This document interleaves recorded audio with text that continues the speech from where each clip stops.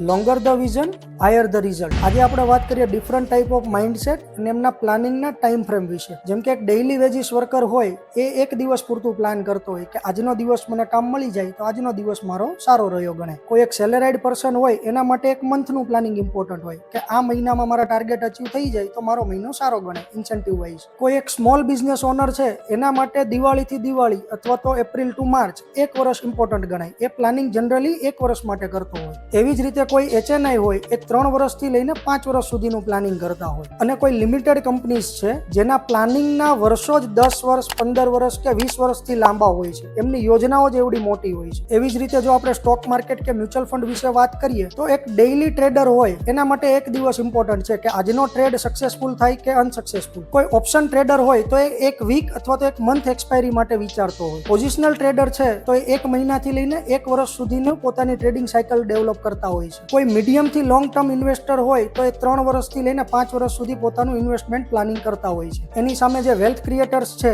જેમ કે FII, DII અથવા તો નામચીન ઇન્વેસ્ટરો બધા એ લોકોનું ઇન્વેસ્ટમેન્ટ 10 વર્ષ 15 વર્ષ 20 વર્ષ કે એનાથી વધુ સુધી ચાલતું હોય છે. તો તમે જ વિચારો કે આમાંથી કઈ કેટેગરીના લોકો વધારે કમાય છે અથવા તો વધારે વેલ્થ જનરેટ કરે છે અને તમે કઈ કેટેગરીમાં આવો છો. જો તમે પણ તમારી ઇન્વેસ્ટમેન્ટ જર્ની સુધારવા કે ઇમ્પ્રૂવ કરવા માંગતા હોય ધેન લેટ્સ કનેક્ટ.